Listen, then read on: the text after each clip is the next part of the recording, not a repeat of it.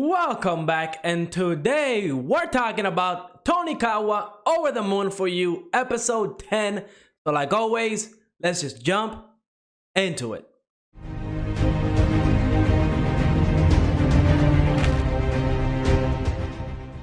Episode 10 of Tonikawa, I do have to say, it was a little disappointing. We are almost to the end of the season. As a matter of fact, I believe we got 2, maybe 3 episodes left of this anime.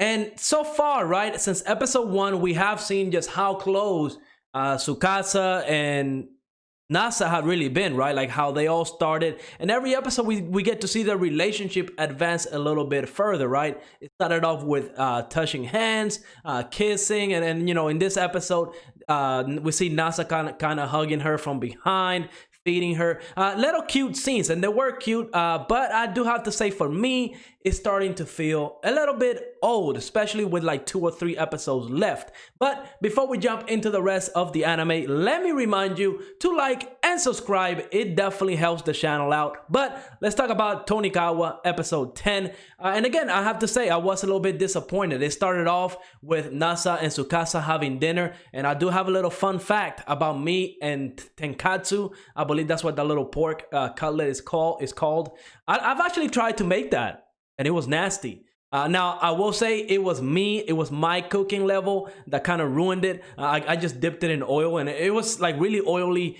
It was really nasty. My family did not eat it. I think I ended up getting McDonald's because I butchered that. But that's not the reason why I was kind of disappointed by this episode. No, it was really just me getting old of the whole Nasa and Tsukasa relationship, right? Even though this episode did break it up a little bit, right? We see Tsukasa kind of talking to Kaname, that's Nasa's childhood friend. We see that Kaname really is very thankful to Nasa for him kind of rebuilding the whole business, installing like the new pipes so the heat will travel faster to the baths, and kind of improving the business overall to where the whole family will not lose the business. So really, they're very, very thankful to Nasa, and that's one of the reasons why they have no problems whatsoever kind of letting him stay in there for however long he wants, right? We see that Nasa got the call from an old landlord saying that you know, he could have a potential new place for them fairly soon. Not right now, so they're still going to spend a little bit of time in the bathhouse with Kaname and her family, but they are getting a new place eventually, right? Awesome. It's good to have friends like Kaname, right? Even though they're kind of protecting each other, right? Whenever Kaname and her family were in need, Nasa stepped up. He put in the work. He saved the business. And now that Nasa needs a little bit of help, well, now Kaname and her family is stepping up and helping Nasa. So that's awesome. I did like that part of the episode. Kind of see Kaname and Tsukasa get along. That's awesome. But I really don't care about that. I really want to see Tsukasa's parents, right? We're 10 episodes in. We don't know nothing about Tsukasa's parents. We don't know nothing about her relationship with like the one, her sister or stepsister. I forgot her name. But yeah, I really want to learn about that. When 2 episodes left, I'm starting to think we might not actually get that. Hopefully, I'll be surprised next episode and it does actually happen. And that would be amazing, because that's really what I want to know. I want to know about her past, why her parents kind of signed that paper, because she is underage, giving her away to marriage that early on. Any parent, just how we saw with Nasa's parents, they were kind of, you know, weary a little bit, right? Why would they get married so fast? So I really want to know more about that. Now, they did go to see an apartment. That's not where they're going to live, but it's the model apartment. So the new place that they're going to is going to look at the same, or at the very least, very similar. And I have to say, I'm huge. I'm a scaredy cat when it comes to heights. I hate heights. Absolutely hate it with a passion.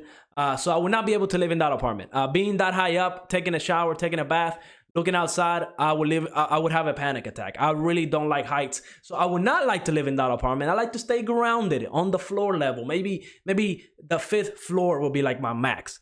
Anything higher than that, I don't even want to look down.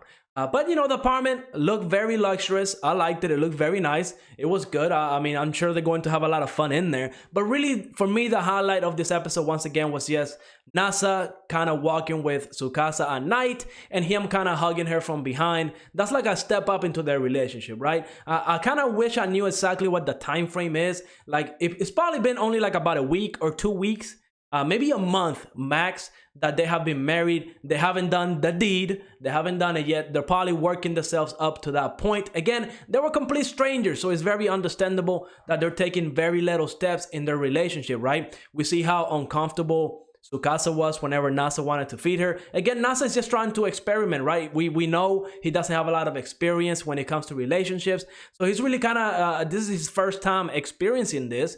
So, you know, trying to feed her, that's cute for him. He wants to do it. He wants to experiment. He let her know that night. And, you know, at the end of the episode when he was hugging her and, you know, asking her if she was happy with being married to him, again, she is happy, but I really just want to know more about Tsukasa's past and why she did this, right? Like, I hope it's not a shallow reason, like just because, like she just wanted to do it, like out of a whim. I really want to know more about her psychology, maybe why she did this, right? Again, my theory from episode 1 was that she had an illness, and you know, 10 episodes in, it hasn't been mentioned, it hasn't been foreshadowed, it hasn't even been like a hinted at.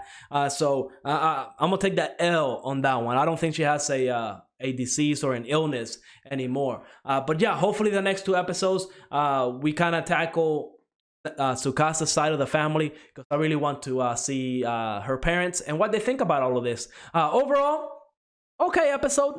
Could have been better. I do like the characters. That's why it wasn't like a complete disappointment, like the worst episode ever. There has definitely been worse episodes, but I just kind of feel like, you know, if it wasn't for the new step up into Tsukasa's and Nasa's relationship, by the end, I would have really been disappointed. But let me know in the comments what you thought of this episode. And like always, leave a like, subscribe, and I will see you on the next episode.